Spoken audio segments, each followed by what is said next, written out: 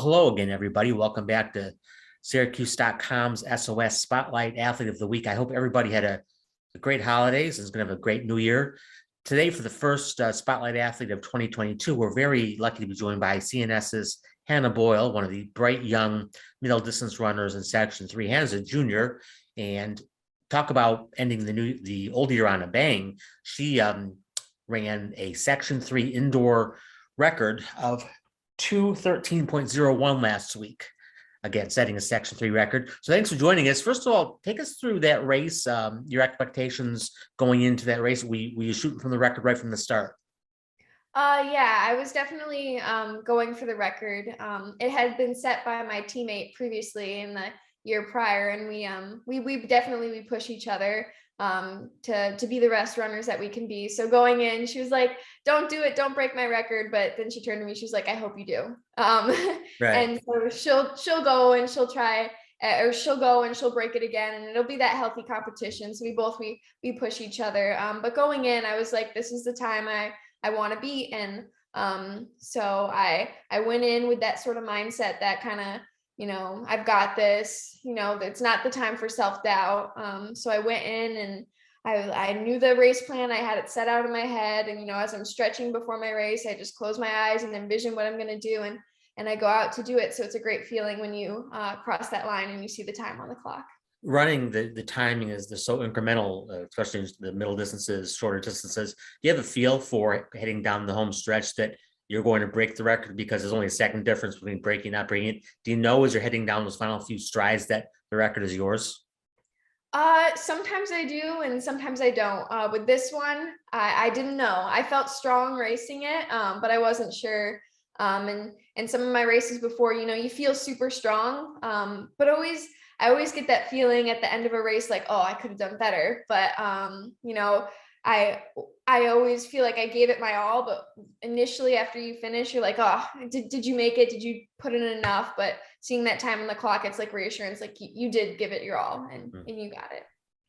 Well, in case anybody wonders what one of the things that motivates you have the motivation to do well, sort of right on your wrist there. You like to write down times that you want to shoot for before each race on your wrist, sometimes multiple times if you're in multiple events. How did that start, and how do you compute what time you actually put down on the wrist there? So it kind of started, I did it a little bit last year when COVID hit, just to kind of build my self-confidence with running, like setting that goal and holding yourself accountable to it. But I've started to do it more consistently this indoor season.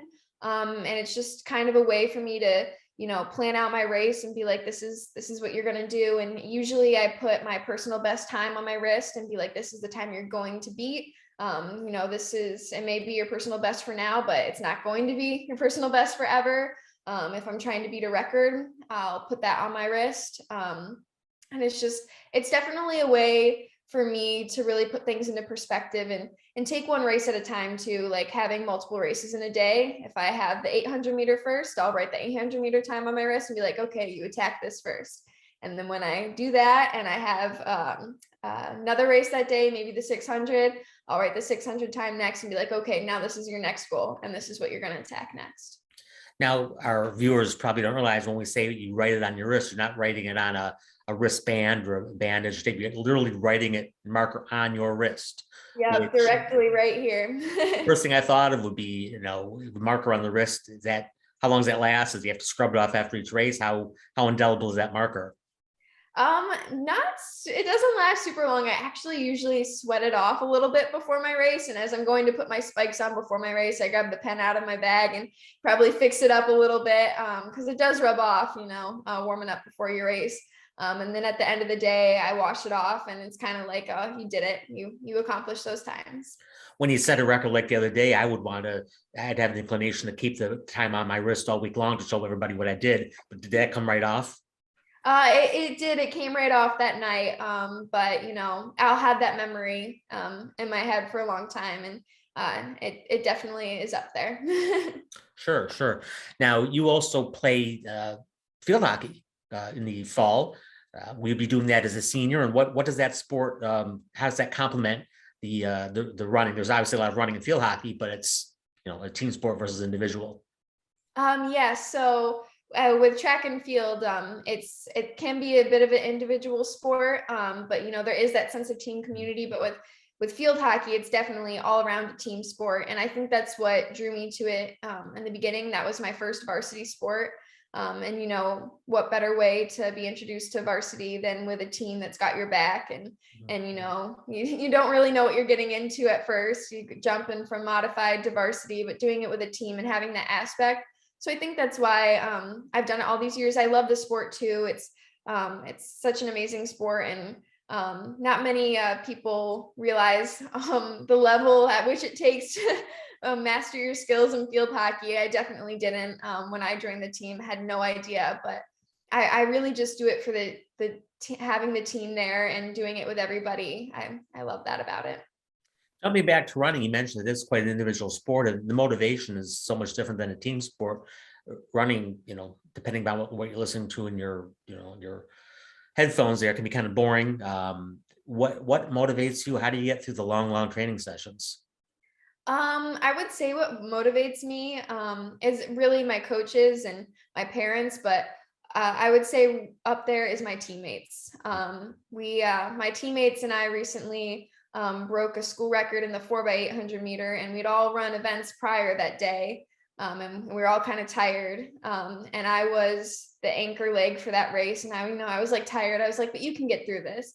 And then when I saw my friend run the first leg and give it her all, and then my next friend run the second leg, and then my next friend run the third leg, and then it was time for me. I was like, they all gave it their all. And at this point, I'm doing it for them. And when everyone buys into something and does it all together, it's really a beautiful thing. So my teammates they really motivate me to do my best, push me to do my best every day.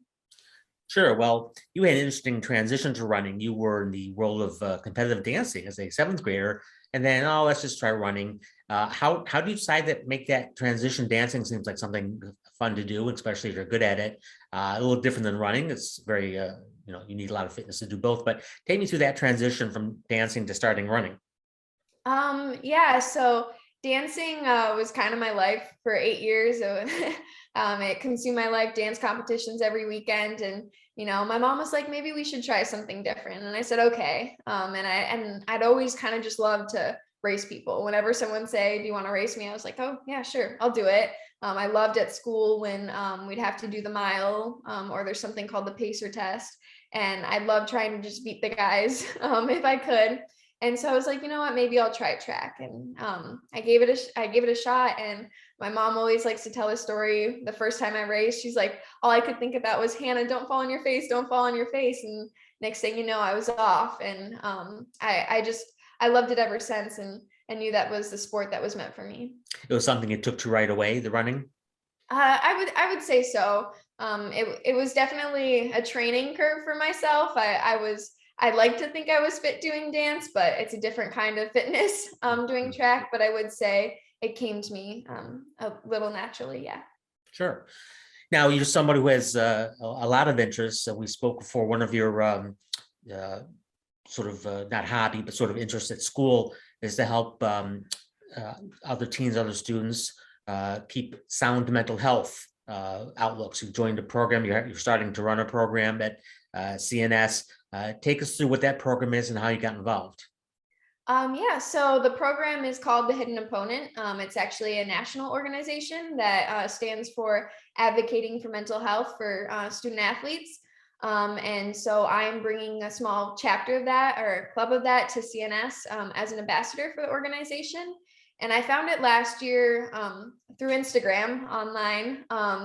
And I just love the message that they had to put out to the world, that everyone has to deal with mental health. There's so many pressures on student athletes that go unspoken about, and just creating that community that we can have these open conversations about mental health, and it's okay to feel the way that we're feeling and get the help that we need. And so I just love the message, and I applied to be an ambassador, and I got in and was fortunately able to bring it to CNS. With the help of some staff advisors. And right now we're working to spread that message within my high school. It's easy to think, if you're young, you've got the world in front of you, and you're a successful athlete and obviously a good student, that, you just life is all sunshine, but you were speaking before about how during COVID, past couple of years, for you, this resonated. You had some down moments. Can you share with us some of your thoughts and how, you came through the past couple of years? Yeah, so when COVID hit, running's been my passion for a long time, and I knew I didn't want to fall back. I was coming off of going to a state meet for 600 meter, and my outdoor season got canceled, but I knew I was like, I got to keep going. I can't fall back now. But I had developed so much stress over maybe I'm not doing the right thing, or I'll never get fit enough in time, or there's someone working harder than me. And I developed so much stress around my running, to the point where I'd make myself sick before a run, even though I sick to my stomach because I was so worried that I wasn't doing the right things in a run, even though I was out there running. So it's not a big deal. I was out there still putting in the work.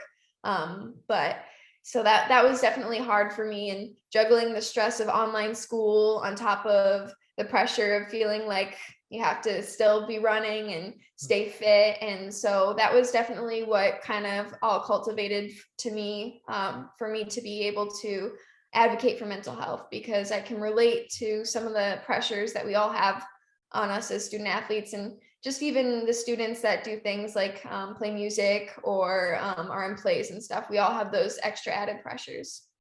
Well, yeah, I know thousands and thousands of athletes in CNY, and obviously millions across the country had such a challenge the past couple of years. Are the sports going to be played, not played? Colleges recruiting. So I don't know if we're totally beyond that, but hopefully we're getting through that into a time when sports are participating and the athletes are playing and running. So if we look to the future for a little bit, you're only a junior. Have you thought about college and where you might want to go? I have thought about college, and not sure exactly what school I'd like to go to yet. But I do know that I want to run in college. It's definitely, being a student athlete, as stressful as it can be sometimes, as I mentioned, it's what's made me who I am. And I definitely want to continue that into college. My academics first and foremost, but running is my passion in life. So I definitely want to continue that, hopefully in a college program in the future. Well, there's a lot to accomplish. Hopefully, before college, we're just halfway through the indoor season of junior year. You've set a couple marks here. You're winning. So I'm curious what you would set as your goals. I know you do indoor track and outdoor track, and hopefully have another season of each after this. What would you like to shoot for as far as the rest of your high school career goes with the track? With track, I would definitely say last year I was able, fortunately, to travel to Oregon to compete at Nike Nationals for outdoor season, and I would love to do that again. Getting to be in that atmosphere, especially where the Olympic trials had just been, getting to go back and do that again. I ended up getting 7th overall in the 800, and I would just really love to build on that, being so close to the top 5. I would really love to build on that and really get up there. So I would say that's definitely one of my goals. And hopefully those times on your wrist keeps getting lower and lower because that's how we'll know if it's going well, right? Yes, I hope so. And I'll definitely have to write the time on my wrist many times, because it's hot in Oregon. I found out a lot hotter than New York. Absolutely. Okay. Well, we appreciate your time during this busy holiday season. I know you just got back from practice and there's more running to go. So we'll let you go now, but I want to wish again everybody a happy new year. Join us next week when we'll have another Syracuse.com SOS Spotlight Athlete of the Week. Everybody stay warm and safe, and we'll talk to you later.